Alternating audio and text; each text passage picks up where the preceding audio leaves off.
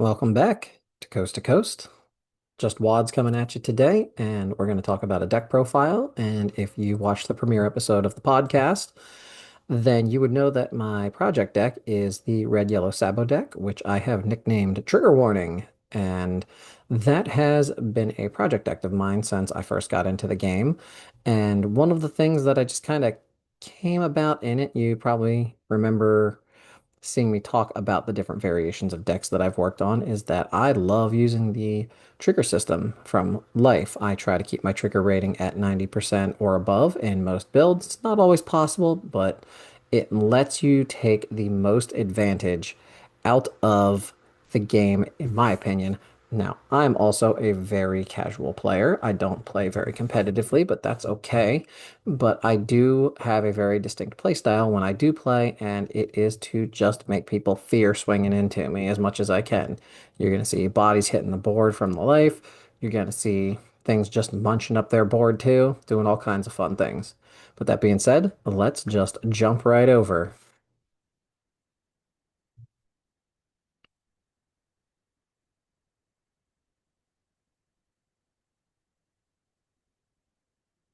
Now, getting right into it, like I said, we're talking about the red yellow Sabo. For those of you who are not aware of what this does, he is from ST13, which puts him in block 2.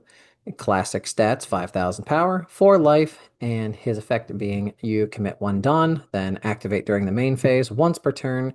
You can add 1 character with a cost of 3 or more and 7,000 power or more to the top of your life cards face up, and up to one of your characters gains 2,000 power until the start of your next turn. If you have no character to allot that power to, it just fizzles out, which is fine, and it happens more often than you think.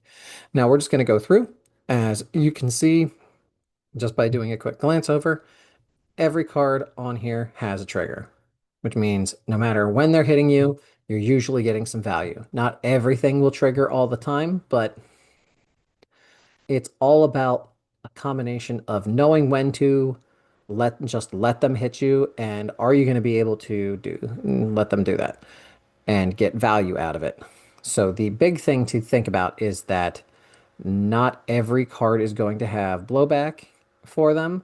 Some of them just kill things, and earlier in the game, you want to make sure that you're letting them get some board presence. That way, when they start hitting you, they're going to start feeling the effects of everything that's coming out of your life, whether it be something that's going to just knock out power and make them unable to swing with somebody else, or start killing people off, or just putting bodies on the board.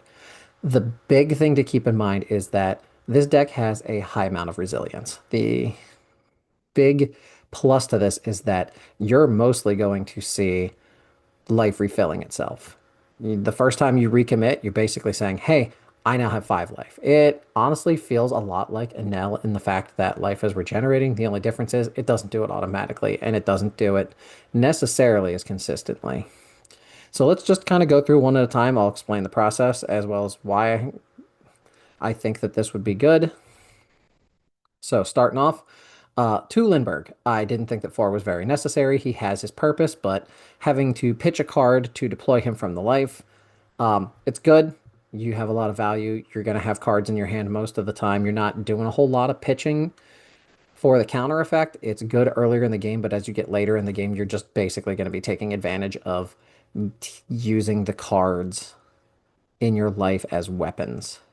Now, the bonus is before you get to stack him, when he's attacking, since you want them to be at 7,000 anyways, when he attacks, he gets to munch up a character with 3,000 power or less. Now, that goes in tandem down with the good old Munch Munch transformation. It's called Baku Baku Shock on the sim. That's the literal translation over from the Japanese side.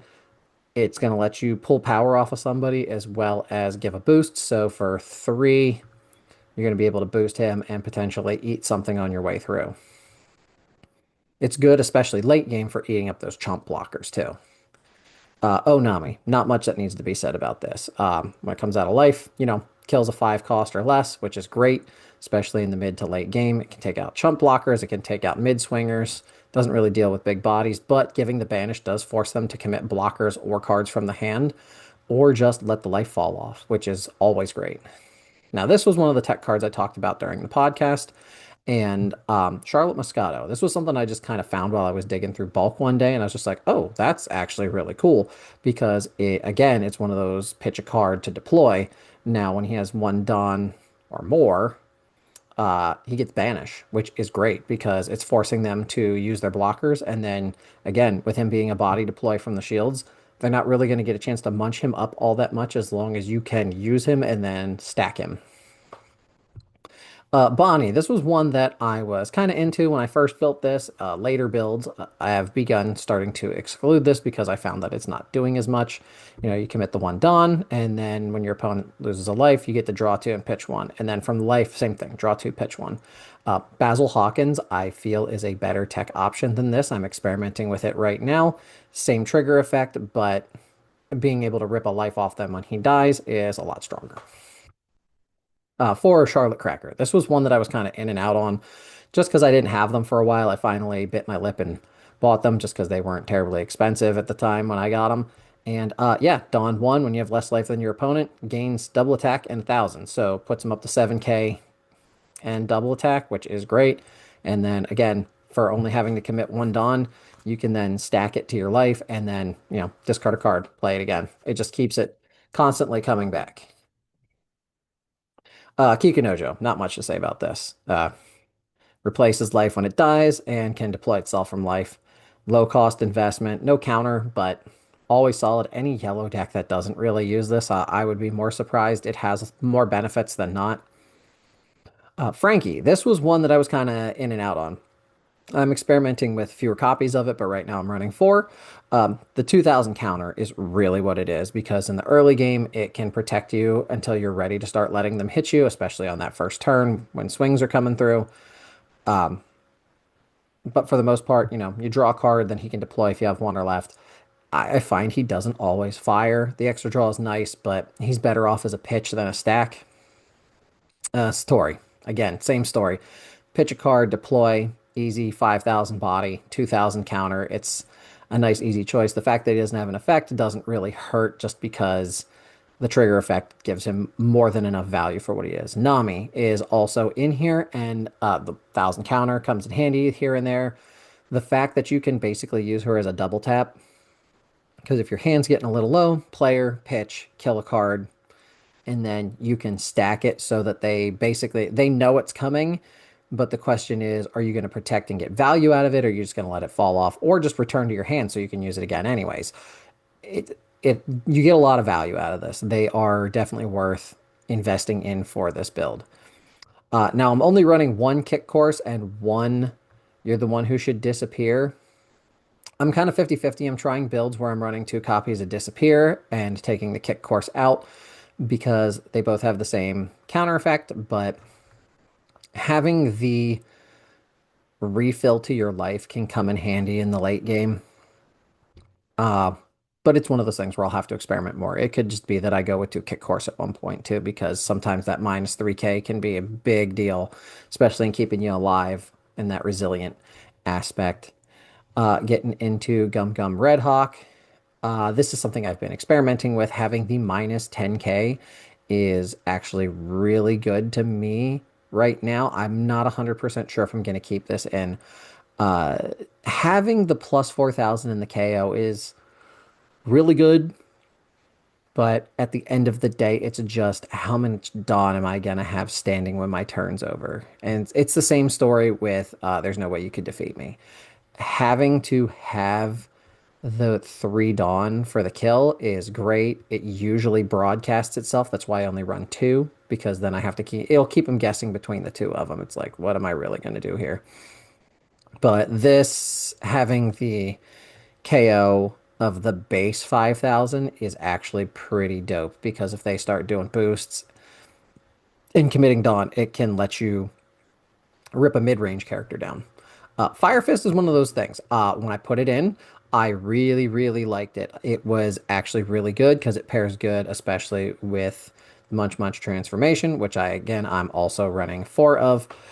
And having the KO of 5,000 or less on Munch Munch is fantastic. I love the good old Wapple House. And Fire Fist is one of those ones. It worked really good when I first built it. I'm experimenting with builds with a couple less. It does get the KO, but you do have to pitch an event to let it do its thing. The only reason that I still like running copies of it is that Honesty Impact is in here too. Now, this is my late game big body response. And honestly, the reason that I like having both of these in here is because in a situation, especially if they're running a lot of low power people, you can potentially kill off three people for three cards. You play the Honesty Impact to defang and then kill something that's now mid range in power, and then you can kill off two more mid range characters. And again, if you had the ability to play all three of these together, it could get really good. And then last up is Darashi, good old Darashi. Um, it's basically a better version of Sanji's Peel Off, in my opinion. Now, the draw off the trigger is a little weaker in that aspect, but you play it from your hand for the same cost as Peel Off. In a worst case scenario, you would reveal your other three copies of Darashi and you still get the other two cards. So at the end of the day, it's yeah, this is the build that I am that you'll see me running here and the game's on here. And we'll just kind of wrap up from there.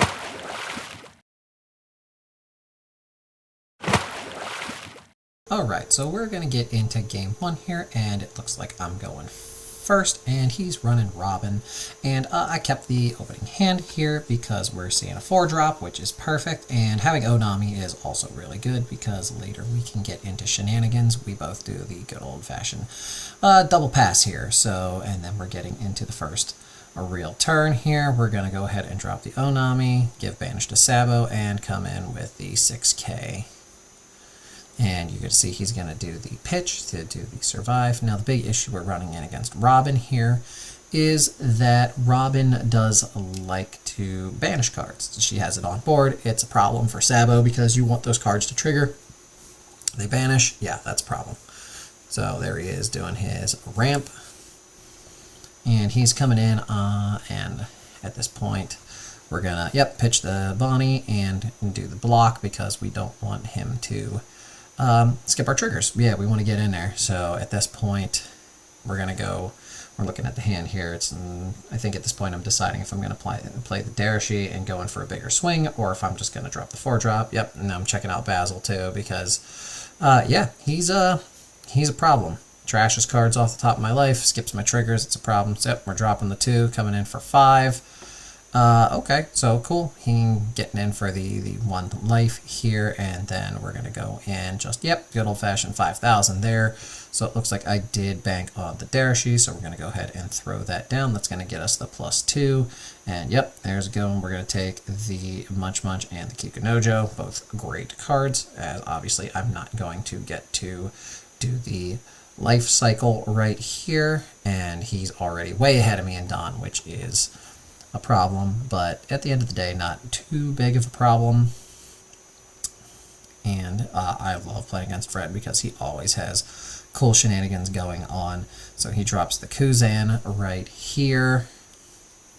And this is me stopping to read it because, yeah, I don't always know what's going on. Yep, he stacks that. And then I'm like, oh, I have to pitch a card. Of course, I'm sitting here like, okay, cool. Okay, Onami's down there, blah, blah, blah, blah. Ha, ha, ha, ha. I know what I'm doing. Oh, yes, I need to pitch. Cool.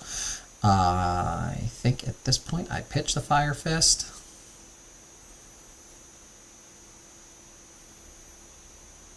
Yep, confusion setting in for me. Always, sounds like, oh, blah, blah, blah. Oh, and your opponent trashes a card. Oh, I need to throw one.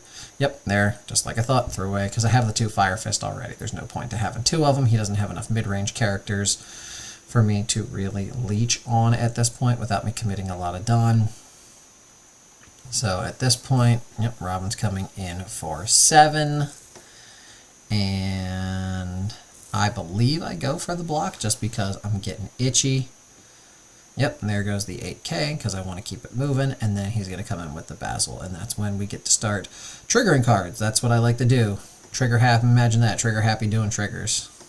Oh, that's right. He does pass at this point. He's definitely doing me dirty at this point because he's got the hand advantage this whole game. It's not even a not even a shock at that point. So at this point, I drop the Kikunojo, and I'm dropping that, and I know I need to get some resilience on here, so I'm just rotating the Kikunojo right into my life because I know I need to get into some stuff. So we're coming in for 7k again, just burning up all the Dawn now that we have the 0 drop, and we got him down to 1 life, which at this point you'd think, in my mind, I'm like, okay, I'm way ahead, I can relax a little bit.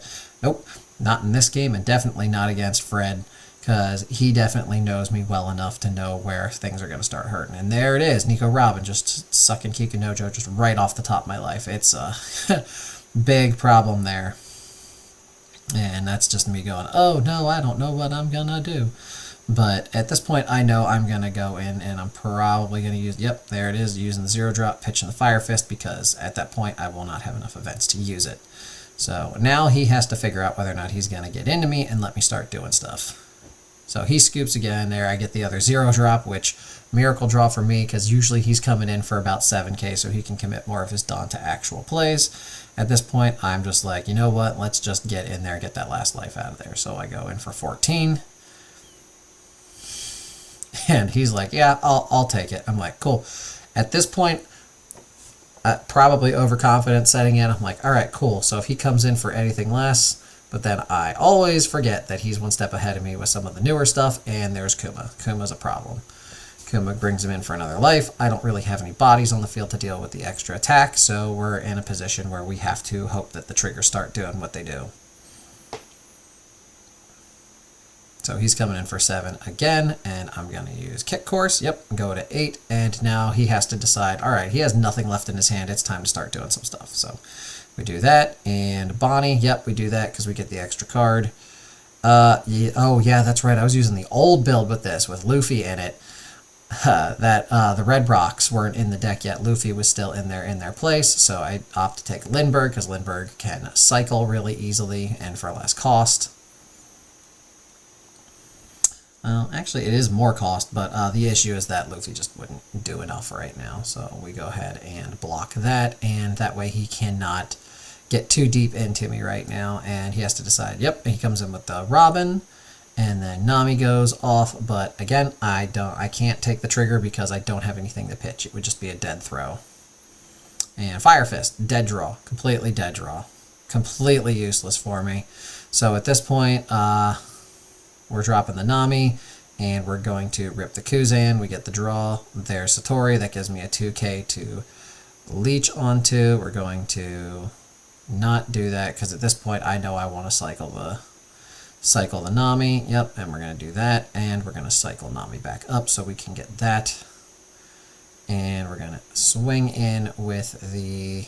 Oh, that's right. We're thinking about what we want to do because we know that going into Basil is going to be bad because we basically lose the Nami, which we want to use. And at this point, we're coming in for 8k, hoping that we can take the life, and there it is, the Triple G.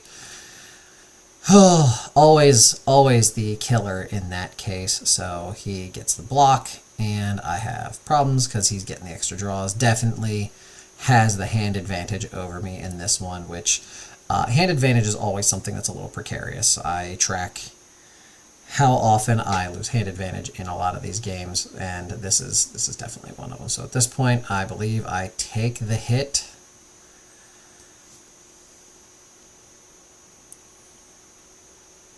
Here I am just kind of thinking about it. Yep, I take the hit, and I use the Nami, and against my better judgment, I let Basil hit me, and it KOs the other Nami there. Which, yeah, that would have been bad either way. Here, I know that Fred's trying to figure out how best to crush all my hopes and dreams here.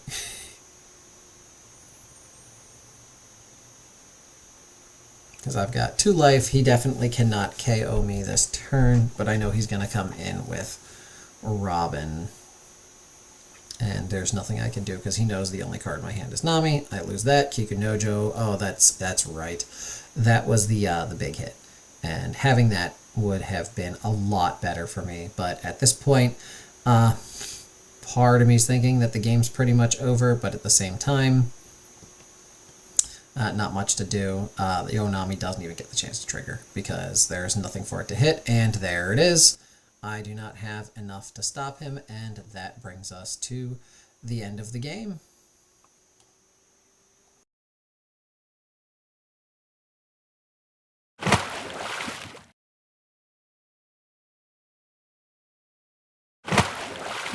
All right, so we're getting in here, and he is starting with good old Carrot, good old green. Considering he is the Jolly Green Gum Gum Giant, it is no surprise that he's going to be running Carrot. This was one of his decks that he runs really well. Yeah, he has stomped the hell out of me many times with this, and again, this is one where I keep it. Good old-fashioned 4-drop gets me in usually what I'm looking for. When I'm starting up, I don't have a whole lot going on, so I just go for the big swing to start it off. He takes the hit, starting with the extra life. He usually doesn't worry too much when I come in for the early swings. Also, the fact that he can freeze a lot of my cards makes this particularly a problem for me. And yeah, there it is, going for Zoo, and I can't remember, does he actually, yep, he does get it this time. I know that we've played a couple of games where this has happened where he doesn't get the Zoo right away, but it's usually not a problem for him. He's getting in there for a lot of shenanigans, coming in for 5k. I take the hit. There's the draw off of that. There's the MCU. I think the current build that I reviewed really isn't doing much with that since I made the updates. And then here comes good old Pedro. Pedro's doing a lot right there. And now it's time for me to start doing some stuff. So I believe I start off with attaching the Wonton to Sabo just to come in for the 5k, force him to see the hit first, possibly use see if I can force the blocker out. At this point, he's going to pitch, which is fine for me. And yeah, we're going to send out Charlotte Cracker. He's most likely going to have more life than me after all that goes. Yep, because I'm already down to 3. It's usually the case as I'm running behind the gun, so Cracker's getting in there with its effect if I can get the swings in with it, but Carrot doing Carrot things. Here's where things get a little dicey for me because the odds are that he has a Carrot in hand. So he's going to usually tap Cracker with Carrot's effect and then drop the other Carrot to freeze it up. So at this point, I'm not sure if I want to take the hit because I want to force some stuff out. So we're going to pitch, I believe. Yep, and throw the Lindbergh, which looks like I was kind of hem-hawing over that.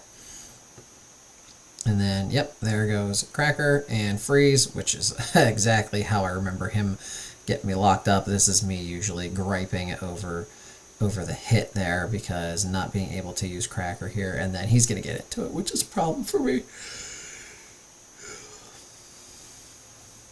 So at this point, I'm just looking, yep, we're going to pitch a Frankie and the Cracker because we want to keep it alive, try and get the untap, but again, problematic, so we're going to get that just so we can cycle. We just want to get the cycle at this point so we can get a little resilience because then we're forcing him to do some other shenanigans at that point. So at this point, I'm kind of hem-hawing on whether or not it's time to play the Onami. We drop that, and then we're going to, oh, that's right, because I wanted to give the boost. That's why I was thinking about it. There's the boost. It's going to keep that stay at 5k.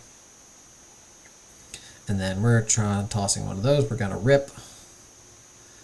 And yeah, that's going to do that. And then Pedro gets his effect and on the KO, which I believe he'll use to tap the Onami. Or the Dawn, okay. And then we're coming in for 6k with Banish, which he uses Tashigi to block, which that card makes me annoyed because it does so much for such a small investment. But at the same time, I'd rather see him pitch it, so it makes me happy. So we know that the Carrot combo is going to happen most likely somewhere in here. So here he is thinking about how he's going to crush my hopes and dreams here. Yep, and there it is. He's coming in for 7k. I'm just going to let it happen because I'm going to need to pitch for Cracker. So I think I'm looking at it that, yeah, the block isn't possible, so we let Cracker fire. We toss the MCU to put Cracker on the board. Cracker gets tapped by Carrot, and now Carrot's going to do Carrot things by coming in. Yep, there's Tashigi saying that I'm not going to be able to do KO by effects until I get rid of it.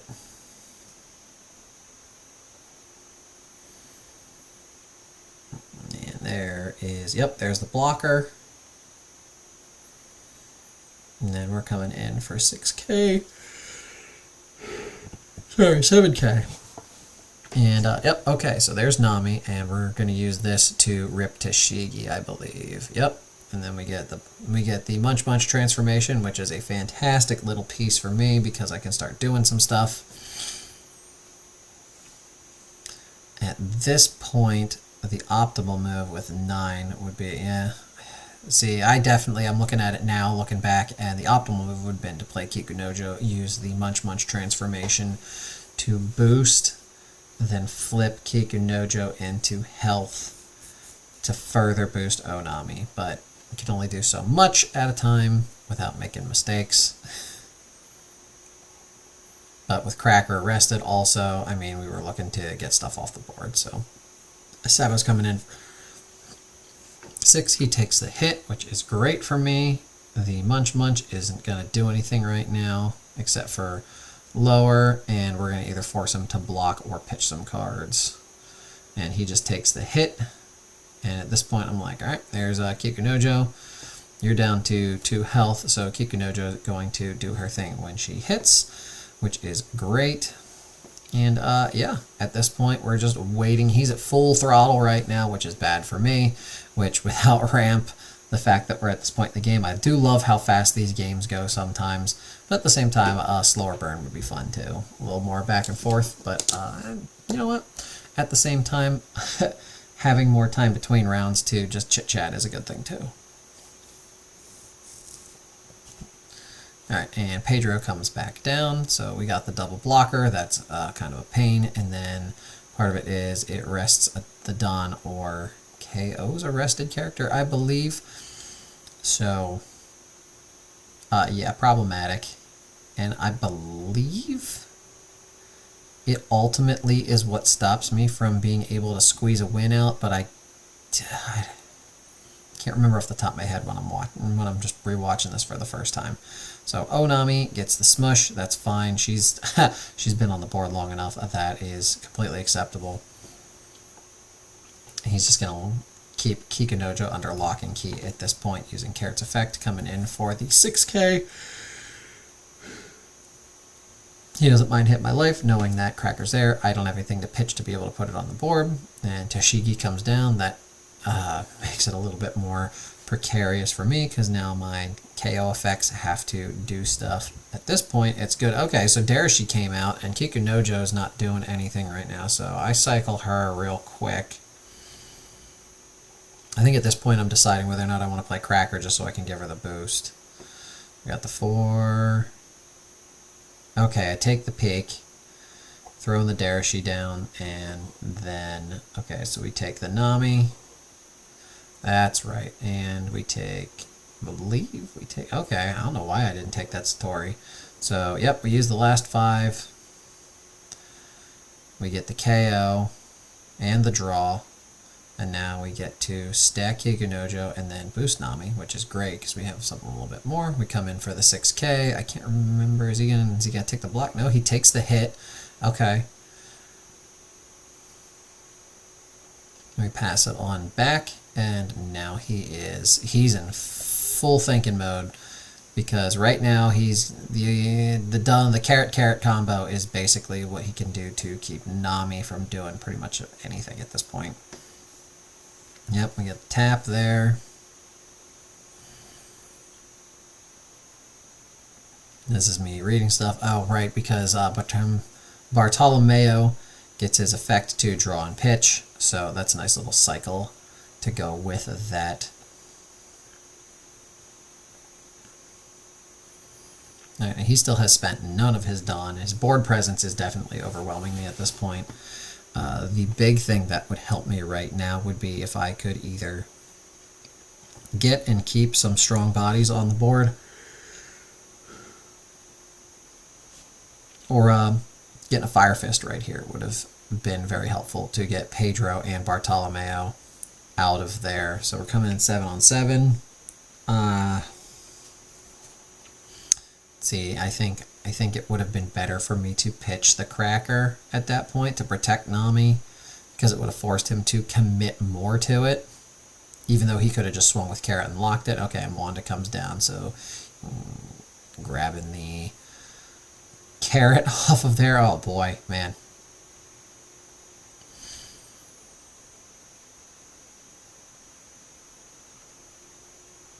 Just see my cursor move, and I'm just like, what's coming down in this slot? I know something's coming.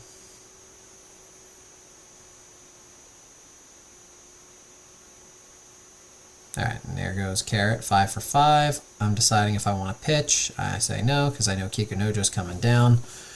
At this point, I don't believe Carrot has used her effect yet.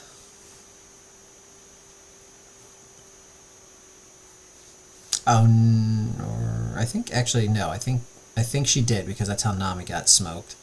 So now I got the extra body. Oh, that's why. Hody's coming down. And here's where things get ugly, because at this point, Hody's going to be able to get in for 8k.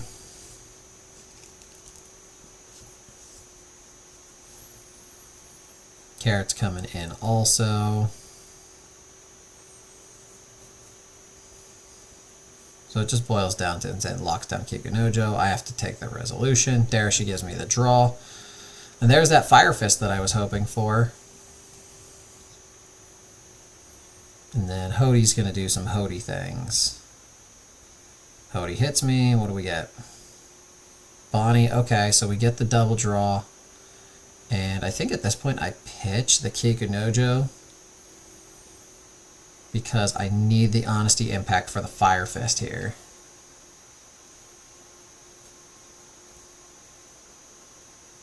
Yep, okay. And then he lets Pedro untap. Now I'm going to do some stuff, because I know that I need to go in strong, and dropping the Fire Fist still leaves me 7 Dawn to attach for a 12k swing. That's not doing anything. I know that he's going to use Pedro. Yep, I'm going for the Fire Fist. I pitch Honesty Impact because I don't need it. I drop those two because now you have no blockers. But now Pedro gets in here, and he's going to tap one of my Dawn. Yep, and this is where I messed up. If I would have not attached the Dawn here, I believe I would have had enough for the KO. 9, 10, 11. And at the end of this game, I actually ask him, I'm like, hey, if I had one more Dawn, would I have had lethal? And he says yes. And this is where I messed up, because I should have looked at it and like, Kikunojo isn't worth it, because he's got too many bodies on the field. I need to go for broke. And that was where I messed up.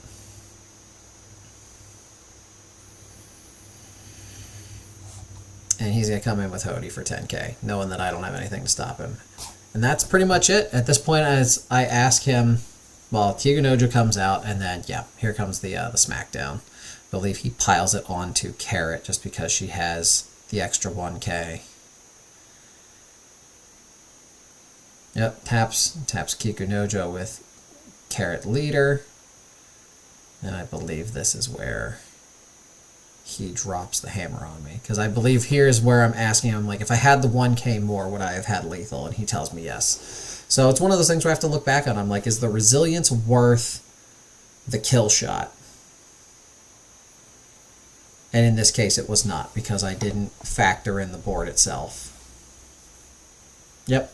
Yep, I can kind of figure if I'm remembering that right. Yep, 14. Yeah, I have absolutely nothing. No life. And that's pretty much it. So that is, I pitch that just for ha-has, and that is all. All right, everybody. So that's pretty much it for the profile. Thanks for taking the time to stop by and take a look. If you have any thoughts on ideas that would strengthen the deck, especially all them triggers, go ahead and pop something down in the comments. If you haven't watched the podcast yet, I will drop a link to it down in the description. And thank you all so much for spending some time with us. And there's more content to come. Thank you very much, and we'll see y'all later.